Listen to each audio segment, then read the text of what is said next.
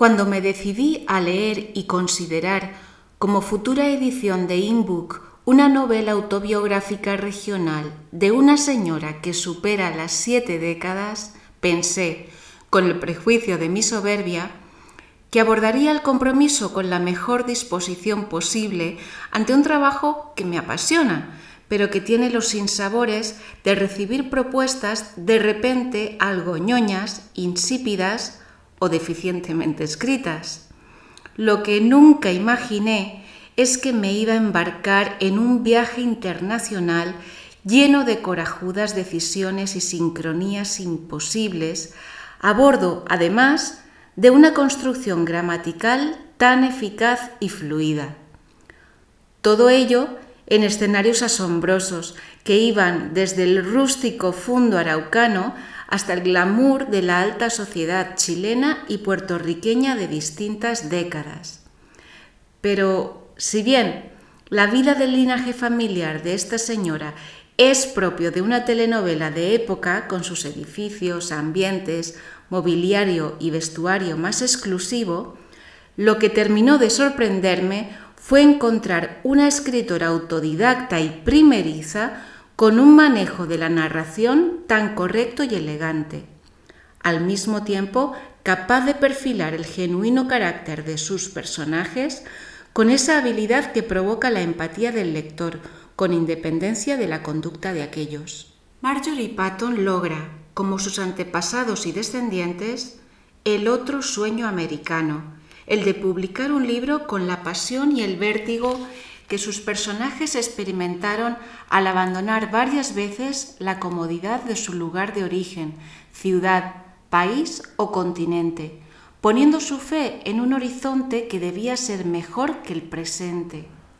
Y así resultó el libro, el jugoso fruto de un alma inquieta y comprometida, una hermosa promesa cumplida a un padre, pero también a esa niña interior segura de que siempre habría éxito tras las decisiones tomadas desde el corazón. Esta obra enarbola el valiente ejemplo de una mujer que, a pesar de la edad, de escribir a mano y de carecer de formación literaria, tomó las riendas de su miedo, asumió su talento escondido y lo expandió sobre el papel para dejar una digna herencia no solo a su familia, sino a los adultos mayores de hoy y de mañana que tengan una historia que contar. Nos dejó el mensaje y la prueba de que con determinación y disciplina absolutamente todo es posible. Por ello, InBook Ediciones dijo que sí a la publicación bajo nuestro sello de la segunda edición actualizada y mejorada de Lo harás por mí, sintiéndonos plenamente orgullosos de su resultado y de estar abordando con esta su quinta reimpresión. Mireia Machí, directora de InBook Ediciones, noviembre de 2020, actualizado a noviembre de 2024. Capítulo 0. Huracán y terremoto. Era un sueño cumplido. Hacía 2 meses que vivíamos en Los Lirios. Mi casa lucía como el hogar que siempre había anhelado. Dediqué 40 años de trabajo y al fin logré levantar mi pequeño castillo inexpugnable, lejos de vaguadas y huracanes, a miles de kilómetros del vacilón caribeño y sus tentaciones. Quería un cambio. Y sentía que aquí por fin podía conseguirlo. En ese momento tenía la compañía de mi madre y mi hermana Débora, en este simulacro de recomposición familiar, pues mis vecinos eran Baltasar y Bernardo, mis otros hermanos. ¿Sería esta vez el reencuentro definitivo? ¿Estaría dándonos el destino una última oportunidad de ser felices juntos? Hasta mi relación con Jim parecía entrar en una fase más apacible, y el curso de las aguas entre ambos discurría con mayor armonía. Los últimos años en Puerto Rico, las temporadas de huracanes se habían vuelto más intensas y despiadadas. David fue el primero que conocí. Los días previos seguíamos por la televisión su trayectoria, cómo iba creciendo y aumentando su velocidad. Finalmente, dejó todo asolado. Y año tras año el fenómeno se repetía y acrecentaba. Hugo, mi último huracán, me había dejado un desasosiego interior del que necesitaba desprenderme. Nunca olvidaré aquel día. Las noticias indicaban las coordenadas de su posición y cómo se iba aproximando terroríficamente. No sabíamos si cambiaría de dirección o no, pero aquella vez nos arrasó. Llegó con un silbido monstruoso, una oscuridad repentina, estruendo de cristales y remolinos de objetos de todos los tamaños volando frente a nosotros, convertidos en proyectiles asesinos. El imperativo era encerrarse en casa. Hugo tocó tierra con toda su furia, arrancando balcones, toldos y hasta árboles de cuajo, dejando muchos de ellos con las raíces como copa. El paisaje que quedó atrás fue desolador. Carros apilados, lanchas amontonadas en tierra firme, contenedores enormes dados vueltas como caja de fósforos. Una locura, una auténtica pesadilla que el cambio climático hizo cada vez más frecuente, siendo inútil aspirar a una temporada tranquila. Volver a Chile fue un acierto, o eso pensaba yo. Aquí, guarecida entre las sólidas paredes de mi fortaleza, me sentía segura. Aquel 26 de febrero me levanté muy entusiasmada para empezar a organizar la fiesta, ya que mi nieta estaba en su 10º cumpleaños 2 días después. Como en 2010 estaban viviendo provisionalmente en Chile, a pasos nuestros, podríamos celebrarlo con un almuerzo familiar. Sería la primera vez que teníamos la oportunidad de pasar esa fecha con ella, y me emocionaba poder hacerlo en nuestro nuevo hogar. Mi hijo, Matt, debido a su trabajo, había viajado a California, así que no podría acompañarnos. Mi mamá y mi hermana también estaban, así que sería una fiesta fabulosa. Débora, como la experta en repostería para estos eventos, se ofreció a hornear un buen bizcocho, y me aseguré de tener todos los ingredientes. Jim buscaría a Sofía en su casa para darle una sorpresa y traerla a la nuestra, que estaría vestida de gala, con globos y adornos multicolores. Casi a la medianoche me acosté, cansada del ajetreo, pensando que me dormiría de inmediato. Pero no fue así, pues tenía la preocupación de que Luna, mi nuera, tuviera otros planes a no haberle anunciado este evento. Finalmente me dormí, aunque hacia las 3:30 de la madrugada me desperté de un sobresalto y me senté en el borde de la cama con una extraña ansiedad. Más allá de aquella inquietud, intuía que algo no estaba bien, pero no sabía el qué. Me puse de pie con la idea de aquietarme, pero justo en ese momento sentí un vaivén que me asustó.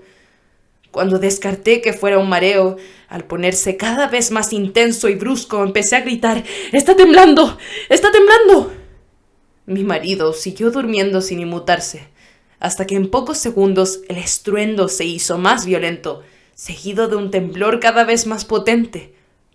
Ahí hice el amago de salir de la casa, y él saltó de la cama para impedírmelo. Yo recordaba las instrucciones de mi madre cuando éramos pequeños, de que saliéramos al patio cuando temblara, y eso quise hacer. Pero Jim me afirmó contra un mueble, y ahí tratamos de aguantar en pie, con gran dificultad, pues todo se movía con una violencia progresiva. Yo solo imploraba: «Señor, para esto ya. Tú que todo lo puedes, tú que abriste las aguas, para esto ya». Después de unos eternos 4 o 5 minutos, empezó a amainar. Solo entonces pude correr al otro extremo de la casa para comprobar que mi madre y hermana estaban bien. Jim salió a buscar a Baltasar y juntos fueron a ver a los vecinos, por si necesitaban ayuda. Así era en Puerto Rico, donde todo el mundo sale de sus casas tras una catástrofe, para ver cómo están los demás y comentar lo que han vivido. Ellos caminaron dentro del condominio para socorrer a quien tuviera alguna emergencia, pero acá nadie salió. Regresaron y nos sentamos en la sala de estar para contenernos en medio de la oscuridad, pues había cortado la luz. Prendimos velas y con la radio del auto nos fuimos informando. En pocas horas amaneció y ahí supimos la magnitud de la situación. Había sido un desastre en toda la zona central del país. Fue un terremoto de magnitud 8,8 grados en la escala de Richter, con 525 muertos, 23 desaparecidos e innumerables edificios destruidos. Si bien, y por fortuna, mi casa no tuvo tan trágico fin, ese día recibí un poderoso mensaje. Solo habían pasado 2 meses desde el estreno de esta hermosa construcción, con la que soñé vestir de estabilidad los andamios de mi árbol genealógico, alejándome del caos que los aires del Caribe parecían imprimir en mi entorno.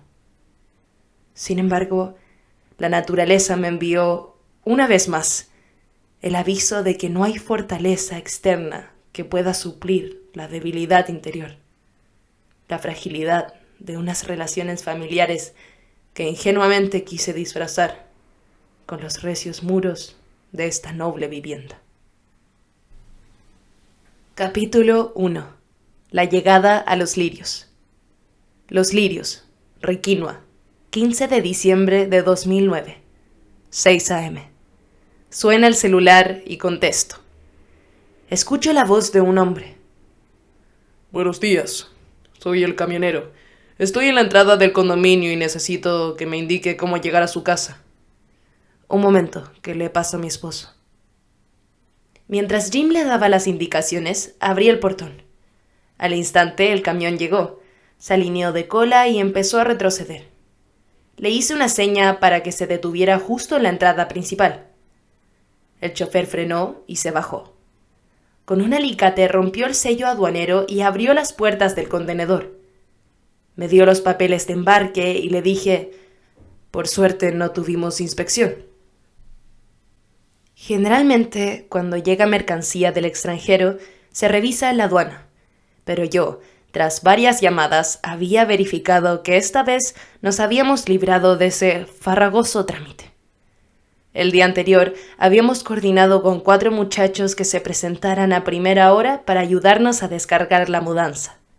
Como fueron puntuales, todo se hizo con rapidez. Yo les indiqué 2 arriba y 2 reciben. Conocía exactamente la rutina de cargar y descargar, pues la repetí durante 20 años en mi Antic. Yo misma embarqué mis cosas, por eso sabía cómo estaban dispuestas y cómo era mejor bajarlas. Los días previos me había paseado por la casa visualizando dónde quedaría cada mueble, de modo que cuando llegaran encajaran perfectamente. Bajo mi supervisión, tras 2 horas, el trabajo estaba concluido. Le firmé los documentos al chofer, que emprendió su retorno al puerto. Los muchachos continuaron acomodando el mobiliario bajo mis órdenes. Jim, con taladro y cinta de medir, desempacó los óleos y los espejos para colgarlos. El espejo ponlo en el comedor sobre el buffet, el óleo de los caballos sobre la chimenea y el de las flores sobre el love seat de la sala, le dirigía yo. ¿Y este de los conejos dónde va?, preguntó mi marido. Le dije que lo llevara a la sala de estar, pues tenía grabada en mi mente la posición de cada objeto, desde el escritorio al tintero. ¡Cuidado! ¡Ese bronce es pesado!, le advirtió un muchacho. Colócalo en el pedestal del rincón. Por la tarde estábamos exhaustos, pero yo me sentía feliz y emocionada por ver concluir el sueño que había proyectado durante años. La primera habitación que organicé fue la de Rosalinda, quien a sus 100 años estaba bien lúcida. Tras recorrer cada rincón, me dijo: «Me encanta la terraza. Me sentaré aquí por las tardes. Y mira, Maggie», me señaló, «en esa esquina donde está el sauce y corre la acequia, puedes poner una chacra y al otro extremo algunos frutales». Yo sonreía, imaginando que ella recreaba su casa de la calle Mujica. Me daba gusto tenerla conmigo. «Sí, mamá, Y también haré un jardín frente a tu ventana, con rosales y las hortensias que a ti te gustan. Así comenzó mi vida en Chile. Todo se dio como lo había planeado. En las mañanas me levantaba a eso de las 6 a.m., según la costumbre tropical. Iba directo a ver a mi madre, quien dormía plácidamente junto a su cuidadora. A las 8 a.m. empezaba la rutina. Yo me entretenía cocinando mientras Jim repasaba todos los detalles de la casa. Él me complacía en lo que se me antojaba para hermosear nuestro hogar. Armó su taller con innumerables herramientas para trabajar en su hobby favorito, la carpintería. Uno de los frutos de esa afición fueron las diferentes casitas de pájaro que adornaron las terrazas y el jardín. Algunas las instaló en los liquidámbares, con alpiste adentro esperando que los pájaros anidaran. También aprovechamos el verano para plantar un cerco de coníferas. Cuando llegó el invierno, me enfrenté a un novedoso desafío. Todavía no teníamos calefacción central, pero había una chimenea. Me apetecía estrenarla, pues jamás tuve una y la encontraba un elemento que le daría un ambiente acogedor al amplio espacio del living. Pero claro, en mi juventud nos calentábamos con brasero y en Puerto Rico no existían chimeneas. Por eso, acá gastaba cajas y cajas de fósforos para prenderla, fracasando casi siempre. Hasta que la nana, una tarde, al verme tan desesperada, me compartió su secreto. Hoy en día, ya soy una experta. A los pocos meses, nos regalaron una Golden, con tan buena suerte que mi vecina tenía otro perro de la misma raza. Fue amor a primera vista. Ambos se visitaban, cruzando bajo la reja, hasta que al poco tiempo nos dimos cuenta que Sara, así se llamaba, quedó preñada. Jim estaba tan entusiasmado que le construyó un corral como si fuera un play yard de niños, con un espacio para la madre y otro para los perritos, sin pensar que debían estar juntos. Lo colocamos en la terraza, bajo la ventana de nuestra habitación para estar atentos al parto. Tras 8 semanas, Sara ya se veía bien gorda y pesada. Jim la llevaba con frecuencia al corral para acostumbrarla a dormir ahí sobre una manta. Una madrugada, sentimos un gemir y mi marido me invitó a ver el alumbramiento. Nunca había contemplado un espectáculo como ese y me impresionó. La perra fue expulsando un cachorro tras otro, acomodándolos en su regazo. Cuando había limpiado uno, salía otro, sin darle tregua. Al mediodía, teníamos en el corral 12 criaturas peludas, blancas como el algodón. Los primeros días nos abocamos como abuelos primerizos pendientes de los bebés. A la semana, cuando abrían los ojos y ya bajaban al césped, yo tomé uno para llevárselo a mi madre. Durante su larga vida, tampoco había tenido esta experiencia. Fue la primera vez que la veía enternecida, acariciando con cariño y devoción a un ser vivo. Yo no recuerdo la dicha de recibir un gesto similar por su parte. ¿Qué tendrán los cachorros de animal que despiertan tal ternura en las personas más duras? Después de 3 meses, yo ya estaba loca con tanto animal, así que empecé a ofrecerlos en venta. Con mi alma de comerciante puse un anuncio, y a los días aparecieron los compradores. Mi marido, cada vez que venían a buscar uno, se apenaba hasta las lágrimas, escondiéndose para que no lo vieran quebrarse, ni enfrentar la marcha de sus nietos perrunos. Lo que para él era un mal trago, para mí era un tremendo descanso y satisfacción por los billetes que recibía. Trataba de consolarlo, informándole que los nuevos dueños le ofrecían ir a visitar a los cachorros a su casa. De vez en cuando me sentaba en la terraza para admirar el atardecer, y el pensamiento me llevaba a mis tiempos de infancia. En el patio, junto a Tom, regando los frutales y riéndonos de las 1000 anécdotas que siempre tenía para contarme. En ese momento me invadía la nostalgia. Lo tenía todo, pero no tenía a mi padre conmigo para disfrutarlo.